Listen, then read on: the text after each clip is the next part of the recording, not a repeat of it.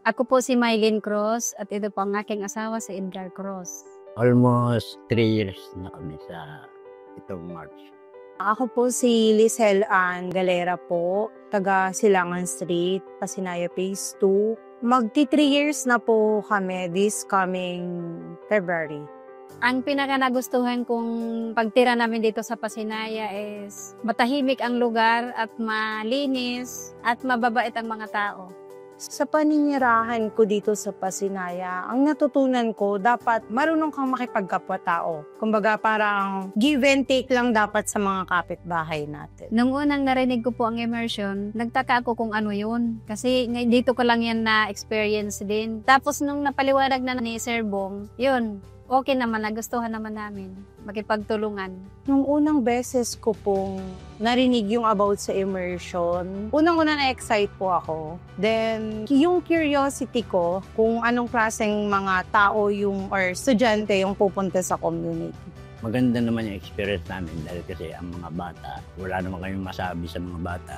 Mabait sila at saka matulungin kung ano yung dapat na hindi ginagawa nila, ginagawa nila.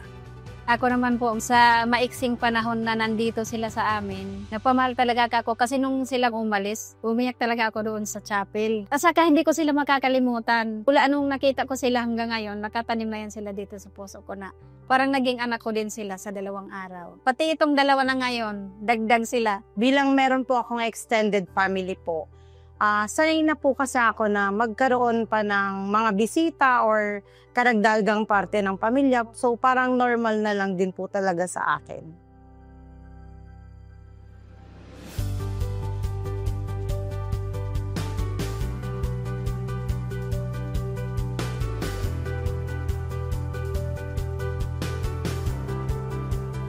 Magandang umaga po sa lahat. Ako po si Chris Moralion, ang project lead ng immersion program ng Xavier School na kilala sa tawag na Panunuluyan. This particular program is called Panunuluyan. So sa ating mga Pilipino, ang tuloy ay isang pagpapakita ng act na kung saan tutuloy yung isang tao sa loob ng isang tahanan. Panunuluyan is a term that is used by the Xavier School for the students to have an experience together with the Pasinaya Homes community residents. So, ang mga bata ay inaasahan na magkakaroon ng pagkakataon na makasalamuha yung mga tao sa komunidad. Secondly, sa kanilang panunuluyan, iba't ibang mga karanasan ang kanilang mararanasan. Maaaring mga karanasan na di pa nila naranasan sa kanilang buhay ngayon at mga karanasan na pwede nilang pagnilayan at pwede nilang ibahagi sa panahon na sila ay aalis na sa Pasinaya Homes. Ang impact na inaasahan natin, first from the parents, yung mga foster families natin sa ating pagtatanong dito sa komunidad through the JNF, para sa kanila yung kanilang pamumuhay ay simpleng pamumuhay. Ngayon naman, sa kanilang simpleng pamumuhay, inaasahan natin na sila ay may maiba bahagi sa mga bata sa kanilang pagtira o pagtuloy sa kanilang mga tahanan. At yung simple nilang pamumuhay ang siya magiging susi para magkaroon ng panibagong pananaw yung mga bata na pwede nilang dalhin at pwede nilang gamitin sa mga paparating na mga taon sa kanilang buhay. Pangalawa, patungkol sa mga bata, may 3 tayong impact na inaasahan. Una sa lahat, upang kanilang maranasan ang tinatawag natin na genuine love. Alam naman natin na likas na sa bawat Pilipino, likas na sa bawat pamilya na ipapadama sa mga anak ang sinasabi nating pag-ibig. Pero sa Pasinaya Homes, pwede din maranasan ng mga bata ang tinatawag na genuine love sa buhay ng mga community o sa buhay ng mga residente. Secondly, upang ang mga bata ay matuto or we can give them another knowledge, we can impart them new knowledge about our community sa buhay ng isang pamayanan na nagkaroon ng simpleng pamumuhay. At lastly, upang magkaroon sila ng challenge. Itong challenge ay kanilang ma-achieve, yung challenge na to ay pwede nilang gamitin na hakbang upang gawin nila sa mga paparating na panahon.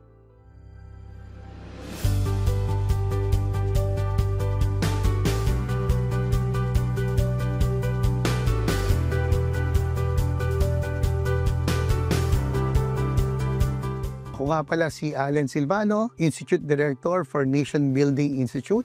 At isa ako sa mga nanguna na may sakatuparan ang programang Immersion Program sa pamamagitan ng pagtulungan ng Savior School at ng Pasinaya communities natin sa Bulacan at syempre ang buong Joy Nostalgia family. Una-una excited kami dahil muling bumalik sa 3 days, 2 nights yung Immersion Program ng Savior School na tinutulungan natin. In 2023, ito ay 2 buong araw lang na Saturday na ginagawa sa mga bata. But this time, yung mga bata ay matutulog kasama ang mga foster families nila at makikisalamuha sa community ng 2 gabi at 3 araw.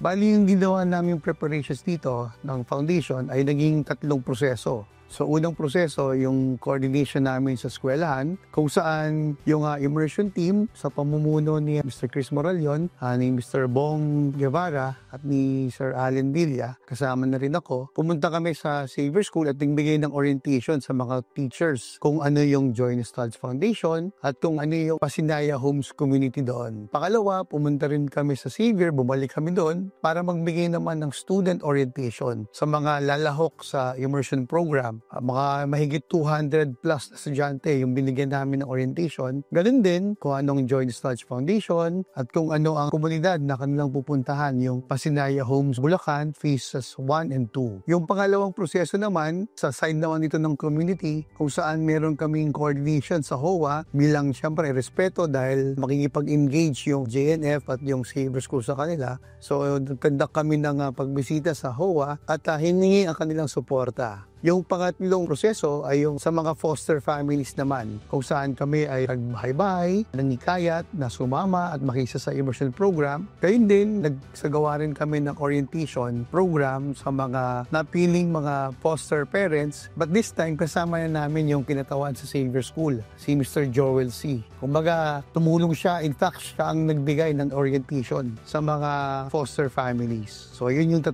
proseso. Ang kahalagahan ng immersion ay pagbubukas pinto ng mga Pasinaya Homes communities natin sa iba pang aspeto ng lipunan. Sa pagkakataong ito ay mga kabataan ng Savior School. So binubuksan ng mga selected foster parents ang kanilang bahay, hindi lang kanilang bahay, kundi ang kanilang pamilya, ang kanilang pagganapan sa pamilya.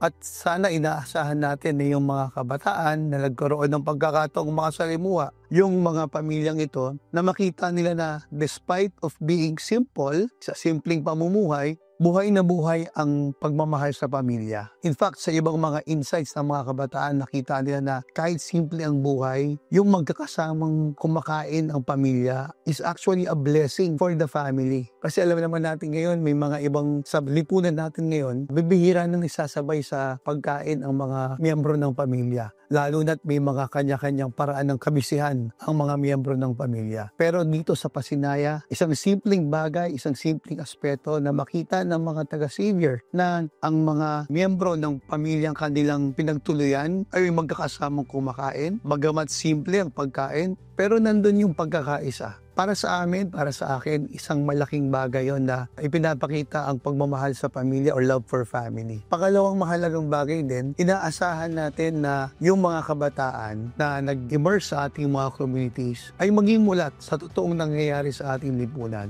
And siguro later on in the future, when they become decision makers, when they have their own businesses, when they have, for example, have a seat in government, ang importante ay maalala nila ang kanilang karanasan at kahit paano makagawa sila ng paraan upang tumugon sa panawagang ito na magkaroon ng isang magandang reaksyon. Maaaring hindi ngayon, sa hinaharap na kahit paano makagawa sila ng isang bagay para matulungan ang lipunang kanilang ginagalawan.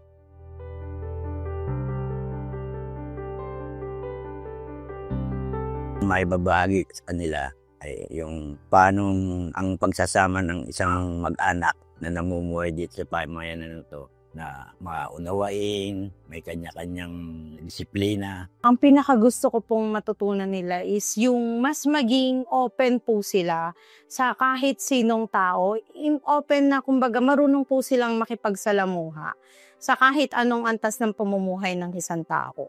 Masaya yung aking damdamin. Nakakaisip ako kung ano yung dapat kong ituro sa kanila. Masaya din ako na nakilala ko sila at may nanaluyan sa bahay namin. Kasi hindi ko na ini-expect na may pupunta dito sa amin na ganun, na ibang mga tao. Kasi hindi kami sanay na may umaakit sa amin na tao. Kami-kami lang talaga ng pamilya. Pero na-experience ko na nandyan sila, mas masaya pala. Masaya lang. Parang nagkaroon din kasi ako ng additional na mga kapatid. Parang hindi na nanay kasi tinanong din ako nila kung ano tatawag nila sa akin. So sabi ko, ate na lang kasi medyo bata-bata pa naman ako. Ang kahilingan ko lang sa mga batang sa immersion na to, yung natutunan nila ang pamumuhay sa ganitong lugar, madala nila habang sila nakatapos. Wish ko na lang sa kanila, sa mga naging anak ko ng 2 araw, sa kanilang 4. Wish ko na lang sa kanila na matupad ang mga pangarap nila sa buhay at maging matagumpay ang kanilang mga plano. Tapos manatili silang mabubuting bata. Gusto ko lang na kung ano man yung nakita nila sa community namin, kung ano man yung natutunan nila, may adapt din po nila sa ibang tao. Kumbaga, ma-share din po nila. Sa hindi lang po sa mga kapwa nila mag-aaral or sa family din po nila.